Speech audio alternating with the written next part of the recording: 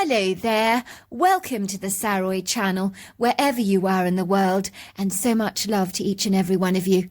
Isn't it incredible that we can gather around together like this and listen to a story? And it doesn't matter where we are geographically. So that's fabulous. And I've got a fabulous story for you tonight. So don't forget to get that quintessential drink, whether it's a lovely spicy Dr. Pepper, or whether it's something warm and comforting like a cup of cocoa.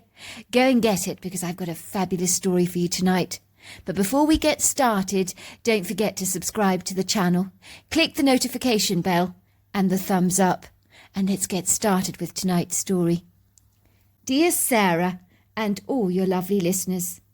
Please promise me, sweetheart, said my mother, squeezing my hand gently and staring at me pleadingly in her brown eyes. Promise me you'll take care of your father when I'm gone.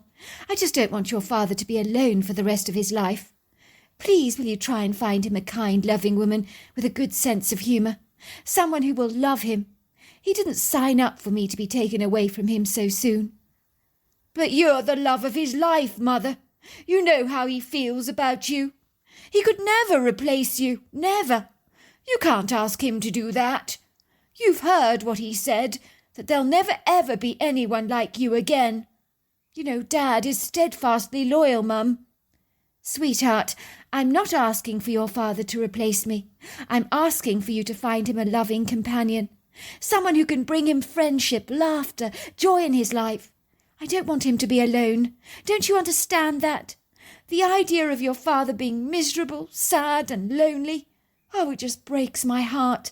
I can't even bear to think of it. I could feel a huge lump developing at the back of my throat. I really didn't want to be having this incommodious, contrived and thorny conversation with my mother of all people. I didn't want to think that the time was running out for her, but I knew it was. She wouldn't be with us for much longer. Her pervasive, aggressive bowel cancer was rampant, like an unchecked bed of weeds, had literally swamped her body with cancer that was beyond saving now. Why do you want me to do this? Because, Stephen, said my mother, clasping my hand in hers tightly. Because you have a sense of your father, like no one else I know.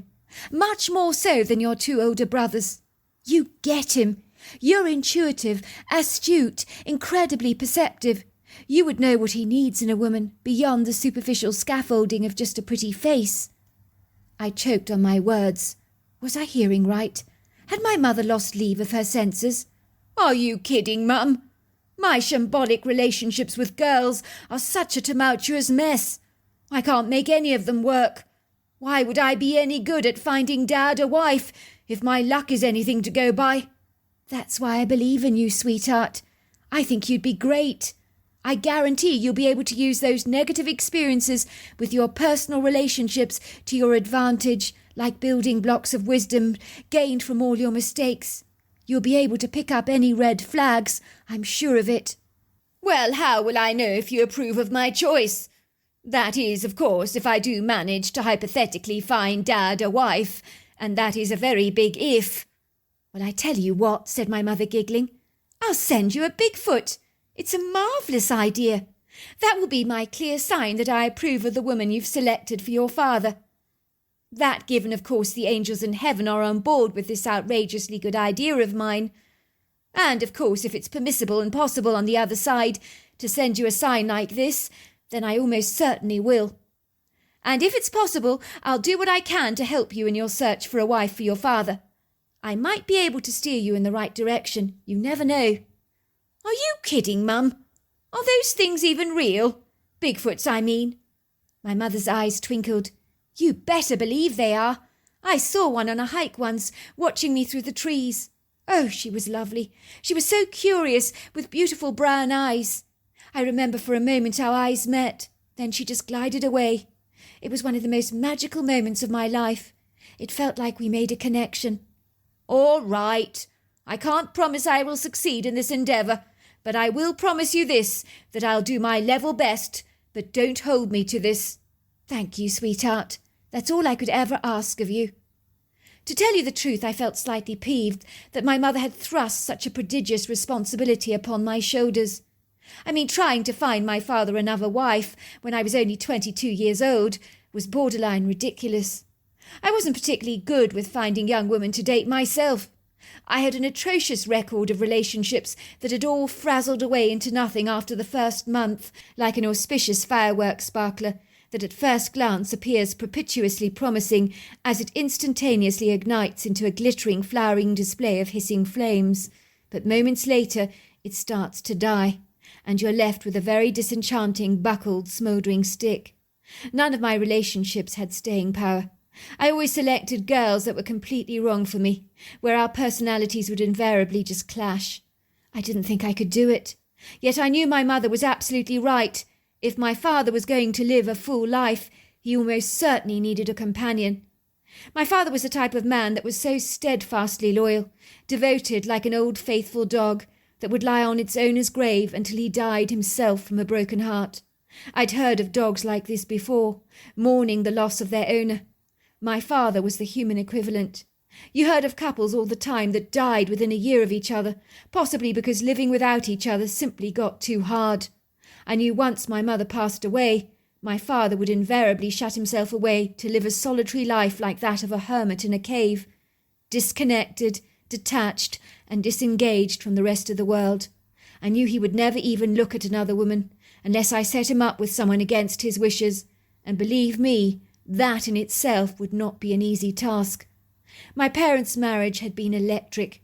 The incredible love between the two of them would make most love stories on television seem positively benign and even boring. It was a love story of which fairy tales are made, for their marriage was happily ever after, if ever you saw one. My father loved my mother so much. I could see the helpless hurt and despair he felt as he watched her slowly but surely waste and disintegrate, withering away like a dying rose that becomes increasingly fragile, frayed at the edges, losing its bright flamboyant colours, finally just crumbling into dust, becoming one with the earth. When my mother had died, I couldn't look my father straight in the eyes anymore. It grieved me too much to see the raw pain in his eyes. I was still living at home at the time, in the basement flat of our house. I'd intended to move out, but I didn't want to leave now, not with my father in such a fragile state. My two older brothers were married with families of their own, both living in Toronto. Our beautiful family home was situated in Canmore, which is a charming mountain town in Alberta's Rocky Mountains west of Calgary, known for its craggy summits like the Three Sisters. A beguiling, exquisite part of the world with dreamy turquoise lakes, exquisite views that would steal your breath away in a heartbeat. I always counted my blessings as stepping out of my front door every day was like looking at the kind of panoramic, picturesque views that you would find on an illustrious, delectable box of Swiss chocolates, where romantic images of movies like The Sound of Music come flashing into your mind as Maria dances down the mountainous slopes of an alpine meadow, singing "The hills are alive with the sound of music." I assure you, the views of our small town in Canmore conveyed the exact same magic. Once my mother had so tragically died, much as I'd expected, my father, who was not bad looking for a man in his 50s with a thin sweep of grey hair, a square masculine jawline, discerning steely blue eyes, simply shrunk back from the world, wilfully retreating into his shell like a tortoise. I knew his heart was grievously broken. He was struggling to find any meaning or depth to his life. He worked from home at his carpentry business, making kitchen units for one of Canmore's specialty kitchen shops, where kitchen and bedroom furniture was custom-made for exclusive, more affluent, prosperous clients. My demoralised Dolores father clung to the job like a piece of driftwood at sea, as if it was the only thing in the world that was keeping him afloat, for he was drowning in the perilous despair of his grievous loss. Sometimes he seemed almost robotic, as he went through the motions of his daily life like a mechanical computer program. I knew that if things continued in this unfortunate way, I would more than likely lose my father. I was the only one doing the grocery shopping, cooking the meals, encouraging my dad to come out for a walk or go fishing with me. If I hadn't been there for him all the time, I truly believe he would have wasted away like my mother had done, drowned by the tsunami of his own grief. My mother's words rung in my head like a resounding bell. Please find someone for your father. But then who? That was the $101 question, not to put too fine a point on it. At my father's age, available women didn't grow on trees. Invariably those that were single in his age group were likely to have lots and lots of baggage, such as broken marriages, estranged children, bereavements, and who knows what other kinds of issues. I didn't want that for my dad, as he had enough baggage of his own to contend with already. I also didn't want to look for a woman that was much younger than he was, as too large a generation gap rarely ever works long term. Well, that is what I'd learnt in my strenuous research on relationships, although there are, of course, exceptions to that rule, but I was not eager to engage in exceptions. I doubted any of the women I would find would be anything like my mother. It had been 2 years since my mother's passing. I was now 24 years old, still living at home, but things were not getting any better for my dad. Even my 2 brothers had phoned me up on separate occasions and both said, "Stephen, I hope you're not going to move out of the basement flat any time soon. You know that Father needs you. He's relying on you to help him through this difficult time." I mean, talk about piling on the pressure. Worse still, they kept asking what I was going to do about Dad's single status, as if I was an illustrious mobile dating service on wheels that was on the front line of finding Canmore's most eligible 50-year-old single females. "We're relying on you, bro. If you don't mind my saying, you're taking your time. It's been 2 long years since Mum died, and Dad's in a very bad way. Have you seen how much weight he's lost since Mum died?" I wanted to hurl everything, including the kitchen sink, at my obnoxious brother. How could he be so presumptuous? He had the blatant audacity to think finding a good woman was just like taking a casual stroll in the park. If it was so easy to find love, you wouldn't have agencies bursting at the seams with single hopefuls longing to be matched with a suitable mate, or hundreds of dating apps online that still hadn't worked for thousands of people. And why? Because it wasn't easy, that's why. "I'm doing my best, Carl," I snapped, failing to disguise the annoyance I was feeling in my voice. "Well, the way I see it, Stephen, the sooner you find a good woman for Dad, the sooner you can move from the basement flat and start living your own life. It certainly must be hampering your private life, living with Dad." What a cheek. Did he think I was some kind of rabbit where he could dangle a carrot in front of my nose and I'd be tempted to take a bite? I was doing my level best to find my dad a partner. I'd visited dating agencies, gone through hundreds of portfolios of women my father might actually like, but there was something always whispering in my gut that assured me that none of those women were right for him. It was an instinctive knowing that came from I don't know where. He definitely needed someone a little quirky like my mother, but that was not going to be easy to duplicate. I'd been online tirelessly. I'd even humiliated myself standing in for my father during a speed dating session while holding up a photograph of him above my head and pointing directly at his picture, which I know was pretty lame. In truth, I wanted the ground to swallow me whole. My presence at these rendezvous had invited a mixed response from the crowd, with comments like, "Are you some kind of a weirdo?" "I'm not looking to date my son." Then there were a couple of women who seemed to think I had some kind of bizarre, twisted, secret fetish for mature women and was using my father's face as a screensaver. Of course, when I held up my father's photograph, I was met with a glum response and an audience of disinterested people. "What on earth is wrong with your father? Why isn't he here himself? How could you even possibly know what kind of a woman he's looking for? It's ridiculous what you're doing." Of course, they didn't understand. I mean, how could they? My obstinate father was stubborn as he was pig-headed, like a great big stocky belligerent bull, who didn't know what he actually needed. I also perceived that my father's devoted loyalty to my mother even after her death was certainly a huge stumbling block for him, obstructing the way for him to meet anybody new. He would see that as the ultimate form of betrayal, to hanker after another woman. I knew he needed a wife, but unless I introduced him to the woman that I had selected for him, which in itself was going to be a logistical nightmare, he'd never come to his senses, nor would he see that living on his own in his grief-stricken state was sucking the very life out of his soul. I knew that I was losing my father, for I could see he was slowly but surely becoming a shadow of his former self. Grief had aged my father like the lichen and algae on a tombstone. It had worn away at his identity and life purpose like a powerful waterfall crashing against the rocks with a punneling strength that left everything in its wake beaten to a pulp. My father looked like that, tired, fatigued, wearied, weathered. The creases around his eyes had deepened, his skin had become ashen, his cheeks hollow, his eyes so desperately sad. One night as we were sitting around the dinner table eating some Chinese takeout, I decided to break the uncomfortable silence between us. "Dad," I said, "you're not looking good these days. You don't look well. You look tired, emaciated, very sad." "I'm perfectly fine, son. There's nothing wrong with me." "Dad, I think you need to let Mum go. She's been dead for 2 years. Of course you can grieve, but I think—" "What do you think, son? That I should stop grieving your mother? She's all I can think about day and night. I miss her so much." He said his words almost aching in pain. "Mother wanted you to be happy, Dad. All this despair. It's ridiculous. It's killing you. You need to live again. I think you should start dating." "You think I should start dating?" said my father, his eyes growing indignant. "You think I want to cheapen what I had with your mother by replacing her with someone new? Are you mad? Your mother cannot be replaced like an old oven. Your mother was one of a kind." "I get that, Dad, I really do, but I think you should get yourself a companion.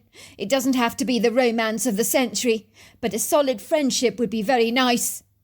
"If I want a companion, son, I will get one. And in fact, I've been thinking about getting myself an old dog for a while. Maybe you could pick one up for me from the shelter. I would appreciate that very much." Well, that was a start. My father was beginning to show an interest in getting a pet, but I was still convinced he needed a good woman. The following day I went to visit the pound to see if I could find a furry companion for my dad. I stopped dead in my tracks, because standing behind the booth in reception was a woman who caught my attention at once. Now this was the kind of woman I was looking for. She had a quirky manner about her, and even a look that was uncannily like my mother's. Could it be that this woman might just be unmarried? The chances were very remote, but on the plus side I didn't notice a wedding band on her finger, which had to be a good start. I would say she was in her late 40s, early 50s, the perfect age for my father, with shoulder-length, wind-blown, wavy brown hair, kind, bear-like brown eyes that sparkled with humour when she talked. She also waved her arms around enthusiastically like my mother had done, and her joyful personality was definitely infectious. "Oh, I'm so happy," she said, dabbing her wet eyes with a crumpled tissue. "Please forgive me for getting so emotional," she said, blowing her nose into a tissue heart. "I can't help myself. It just brings me so much joy to rehome another one of our animals. I get like this every time." Millie's owner was an elderly lady. Her name was Eleanor Blake. Oh, she was a lovely woman. Tragically, she died last weekend. So for Millie to be going to a forever home is just such a blessing. Now, she's such a beautiful dog, a Schnauzer mix, I believe, with the most docile, easygoing temperament. You're going to love her. She'll be an asset to your family.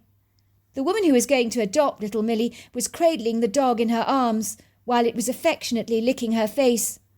"Oh, I can see that," said the man. "I'm certain she will fit in very nicely with our 2 dogs. We have a red setter and a pug." "Let's get this all settled," said the lady, pulling out the papers for the couple. "You sign over there," she said, pointing to the paper, "and then you'll be able to go home with your forever pet." "Be with you in a moment," she said, glancing at me from the reception desk and giving me a friendly wink. I nodded. "It's fine," I said, raising a reassuring hand. "Take your time." I watched the couple leaving with their newly acquired pet, looking the picture of blissful, contented happiness.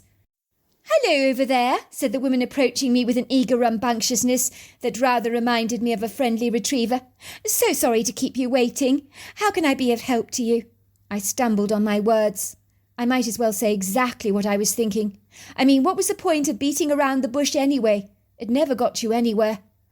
"I notice you don't have a wedding band on your finger," I said. "Does that mean you're not married?"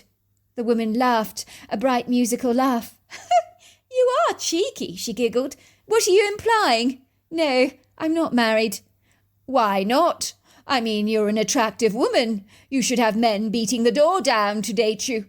Well, men in your age group, of course." "You are very sweet to say that. I'm not married because my husband died 10 years ago during an accident whitewater rafting." "Oh, I'm very sorry. Have you not been interested in dating since his death?" "Is this the Inquisition, son? I hope that it isn't what I think it is. You're not coming on to me, are you? I'm old enough to be your mother." "No, I'm not interested in you like that. But I am interested in you for my father. He needs a wife. You would be absolutely perfect for him. You remind me of my mother. You look exactly like her. I think my father would fall for you hook, line and sinker. You're definitely his type. Quirky, funny, pretty. I don't know what to say. I'm not married because I never met the right person. But your nonsensical idea of finding a wife for your father, while it's terribly sweet of you, it's a little far-fetched and fanciful, if you don't mind my saying. I mean, finding a wife for your dad is exceedingly different to finding a forever home for a pet, I can assure you of that. But is it really? I think not. My father is like a lonely old bull mastiff that has no clue what's good for him. He mooches around the place. He's lonely, sad. If he was a dog, any owner would see he needed a companion, even if he can't see it for himself. My dad needs a companion. He needs someone to love him, who can love him back. He needs someone to make memories with. I'm sure that's true, said the woman kindly, trying her best to be tactful and considerate. But why me? You don't even know me. How do you know I would be a right fit for your father anyway? Because if you must know, over the last year I've gone out on a limb to try and find my father a good woman. It was something my mother begged me to do for him on her deathbed. It was a job I didn't want to do, but I'd promised her. How could I refuse a dying woman? I told her I'd try my level best to find the right person for him. Believe me, it hasn't been easy. I've had people thinking I'm some geeky perv looking for an older woman, as I've hung around in dating lounges like a noxious bad smell, and even speed dating venues on my father's account, looking like a complete wackadoodle weirdo who has a perverse, deviant hankering for mature women. Of course, my father is blindly oblivious to all this, for if he knew what I was doing, he would have a full-blown coronary on the spot. Let's just say he would tell me to mind my own business and stop ferreting around in his life. I've even interviewed women that I thought might be a good match for him, but I just knew in my gut they weren't. When I walked in here today, it gave me the chills, but in a good way, seeing you there talking to those people. You're uncannily like my mother. Your mannerisms, the way you look, the way you speak, your voice. You're hauntingly like her. I see, said the woman. I'm not sure what to say to that, or whether that's a good thing or not. You don't have to say anything, but I want you to meet my father. I mean, even if I'm wrong about this, and there's no spark between the two of you. I mean, what harm could it possibly do? I have a hunch that the two of you will just click. You seem very sure about this, said the woman, shrugging her shoulders awkwardly. The whole idea of yours is so bizarre, outlandish even. By the way, my name is Tatiana Webster. It's very good to meet you. I'm Stephen, and likewise, I said, reaching out to shake her hands. As I suspected, much like my mother, her handshake was firm. Look, before we discuss this any further, why don't you tell me what kind of dog you're looking for? We have so many dogs looking to find a forever home at the shelter, which is why I imagine you came here in the first place, if I'm right. I have a much better idea than that. How about you come around to our home tonight for dinner to meet my father? Ask him about the kind of dog he's looking for. You could make out it's a policy of yours at the shelter for the benefit of the dog that is being homed, that you match the right dog to the right owner. You've got this all nicely worked out. I'll give you this, you're pretty determined on this quest of yours. For your sake, I do hope it's fruitful. We do actually do home visits for people when we check up on the living environment for a dog. But even so, I'm not sure this is a great idea of yours. I don't even know if I'm interested in dating myself. It's been so long. I'm not sure I'd even fit into somebody else's life, let alone be a wife to them. I'm not being biased, I said. Well, maybe a bit. But my dad's a very good man. An excellent catch. You could do a lot worse. Please. It's early days, but just humour me. At the very least, you'll be able to guide my father into choosing a dog for himself, so it won't be a waste of your time at all. Very well, said Tatiana, scribbling down my address. I'm not really sure why I'm agreeing to do this, but let's just say I'm doing it to honour your late mother. I'll give it a shot.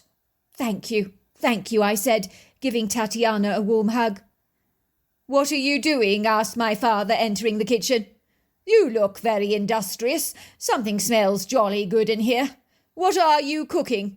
He seemed surprised that I hadn't picked up something in town for our dinner, but was creating a culinary masterpiece all of my own.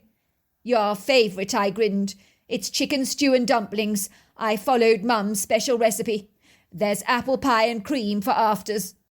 "It's most unlike you to cook up such a sensational storm like this, to push out the boat, to be so domesticated," said my father, looking slightly perplexed, his beady eyes darting towards the elegantly laid table, which was swathed in a white linen tablecloth, where 3 places had been carefully set, using my mother's finest bone china and silver cutlery. There was also a good quality bottle of Sauvignon Blanc that was standing erect in a bucket of ice. "Oh, I invited the lady from the dog shelter to dinner with us." "Why would you do that?" said my father, looking befuddled. "Weren't you supposed to pick me up a dog?" "Well, the lady from the shelter, her name is Tatiana. She needs to meet you first to discuss the kind of dog you will be requiring." "I've never heard anything so ridiculous, son. Never. I mean, any old mutt will do very nicely for me, as long as he has an agreeable nature. It's hardly rocket science, is it?" "It's just their new procedure at the shelter," I lied. "They like to match the dog with the owner, and the lifestyle, you see." "Dear, oh dear," tutted my father. "Why does everything have so much red tape attached to it these days? I mean, I just want a dog, for goodness sake. What the heck is so complicated about that? But no, the government authorities like to control our lives at every turn. Insist on all this wretched paperwork just to adopt a dog. Why, son, why did you invite her for dinner, for goodness sake? Isn't that a little familiar for someone we barely know? I'm not in the habit of inviting the postman or the baker for dinner. Isn't this a little bit over the top on your part?" "Well, she's a very nice lady," I said, not knowing what else to say. My father looked at me suspiciously, as if he sensed I had a rat up my sleeve. "Oh, I see," he said, looking at me with a twinkle in his eyes. "You're making dinner because you've got a little crush on this Tatiana girl. Is that why you've gone to so much trouble? Now that makes sense." "Something like that," I said. "Tatiana's account." I couldn't believe it. I'd agreed to actually do this. What on earth was I thinking? I'd allowed a young man to persuade me to come to dinner to meet his widowed father. The whole thing seemed like a preposterously bizarre idea, but something in my gut was telling me to go along with it anyway. I hadn't been in a relationship since my husband had died. I'd reached the conclusion that I was more than happy to live out the rest of my life alone. Granted, there were times I did get awfully lonely, but I was not willing to just settle for anybody. And after dozens of haphazard dates over the last few years, I'd pretty much given up hope in finding love again. It was a minefield out there, and I wanted no part of it. I trembled awkwardly as I parked my truck outside a sizable family craftsman-style home, situated a few blocks away from Canmore's main historic street, that was full of vibrant art galleries, shops and restaurants, set up against the exquisite views of the Rockies. The grandiose house was stylish, but wholesome and practical at the same time. It seemed far too big for someone living on their own, but large homes like this would be very agreeable as a potential home for one of the shelter's homeless dogs. I pressed the wrought iron knocker, banging the bright red front door a couple of times, and was speedily ushered into the kitchen by Stephen, who seemed to be bubbling over with enthusiastic excitement, tickled pink to see me. I felt a flash of pity for the boy. I very much doubted his outrageous plan would actually work. "I'm so glad you came. My father's already in the kitchen. Come this way." Stephen's father was tapping into his cell phone at the kitchen table, which had been laid beautifully. I entered the room feeling ever so slightly self-conscious.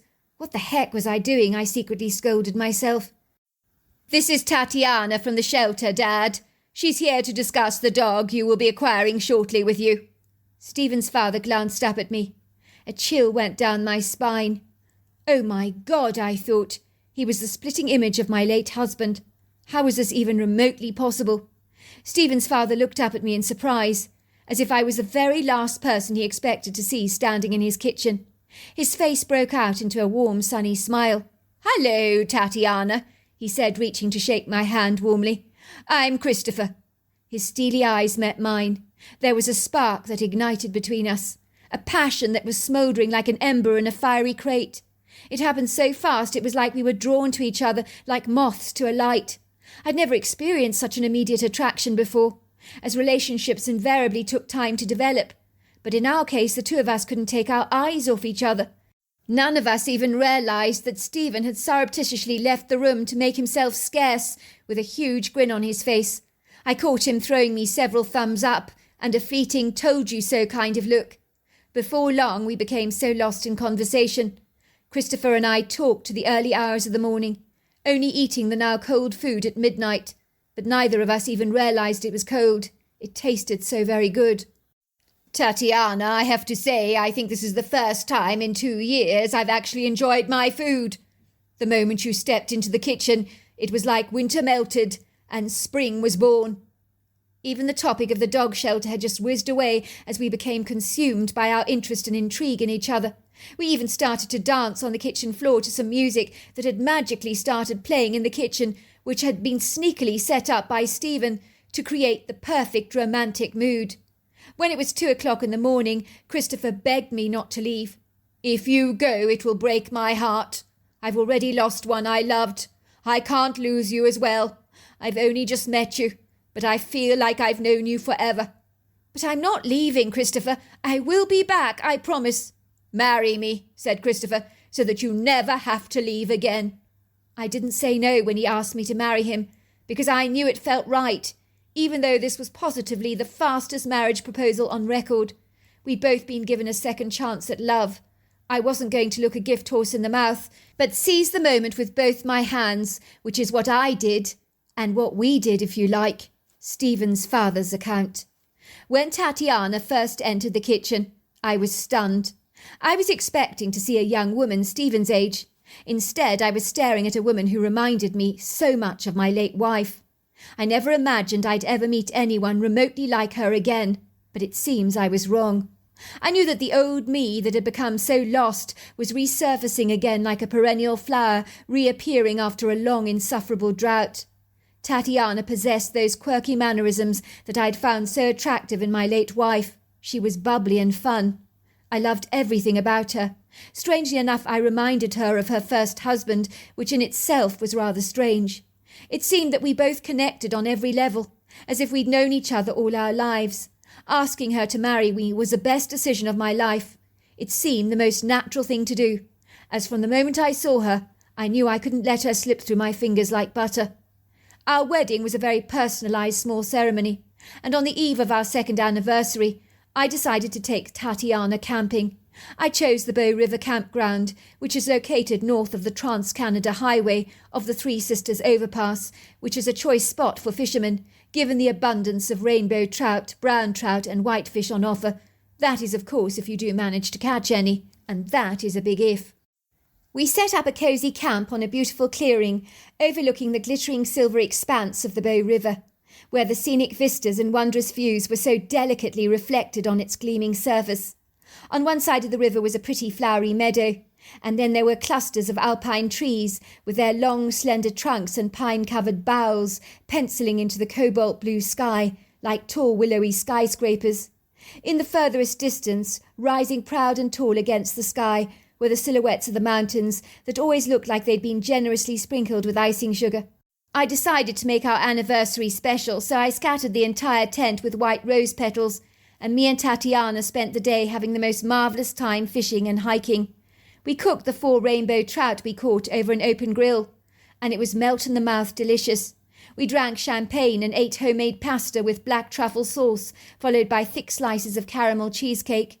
We then roasted marshmallows over an open fire, enjoying the vast expanse of the ebony sky that glittered with its sparkling clusters of silvery stars, along with a bright luminescent full moon. My wife took out her large silver saxophone from its case and began to play some pretty music for us. It filtered out into the night, the musical notes so pretty against the croaks of the frogs and the chirping of the crickets. "That's so beautiful, Tatiana. That's very beautiful," I sighed happily. "You really are an excellent musician." All of a sudden we could hear a strange movement behind one of the tall alpine trees. "What's that?" asked Tatiana. "Did you see it? Over there?" I glanced towards the tree line that fringed our camping site, my heart almost missing a beat. For under the dappling ethereal light of the moon, I could see the figure of a Bigfoot gliding towards us with movements so graceful he looked like he was floating. I noticed a look of intrigued curiosity on his face as he eyed Tatiana with a look of wondrous awe. "Keep playing," I whispered. "I think it's a Bigfoot. He likes your music." Tatiana continued to play her blissfully exquisite music as two Bigfoots stepped out of the dark shadows. They didn't try to hide from us at all, but were completely mesmerized and transfixed by Tatiana's music. It was a female and male Bigfoot. They squatted on their haunches not far away from us, listening and watching Tatiana playing, like two enthusiastic, beguiled and enamoured people at an open-air concert. They nodded their pyramid-shaped heads in time to the music, their eyes twinkling gleefully. They kept looking at each other excitedly, as if Tatiana's music was the most wonderful thing that they'd ever heard in their entire lives. The creatures were colossal, well-built, muscular, burly, lofty, majestic, powerful, at about 7 foot tall, 500 pounds, with overlong arms and black shining hair the colour of a raven's feathers, that covered and swathed their entire body, with the exception of their human-like faces and under their hands. Their features were quite obscure at night, but the bright, curious eyes left a lasting impression on me. Never for a moment did we experience any aggression from these creatures, nor did we feel a single ounce of fear. Once Tatiana had finished playing her music, the creatures glided towards us. The female Bigfoot stretched out her hands towards Tatiana. It was clear she wanted to examine the musical instrument up close for herself. Tatiana handed it to her with a big smile on her face. The sax just glittered and sparkled, while the Bigfoot female ran her hands over the lines of the instrument, looking at her partner in awe, as if to say, "Look at this beautiful sparkling thing that plays such magnificently pretty music." The two creatures began to talk to each other excitedly, backwards and forwards, backwards and forwards, backwards and forwards, in a strange language. The male Bigfoot then examined the instrument, and then they handed it back to my wife, giving her a grateful nod. The two Bigfoot creatures glided away into the forest, swinging their arms backwards and forwards as they moved, making some happy whooping sounds, and then they were gone from our sight. "Did that just happen?" I asked Tatiana, who nodded at me excitedly. "We've just seen two Bigfoot," she said. "They loved my music." Imagine my surprise when I recounted my story to Stephen about how we'd encountered two Bigfoot on our anniversary celebration. I remember he said to me, "My God, she did it." "Who did what?" I asked him. He exclaimed to me that his mother had promised to send him a Bigfoot as a sign that she was happy with the wife he'd chosen for me. What were the chances of that ever happening? The irony of all ironies is that now Stephen himself runs a successful dating agency, so maybe he was meant to be a matchmaker, and a very successful one at that, because Tatiana is the best wife in the world. So there you are. That's my story. Wow, what an incredible story. Until next time, goodbye and good night.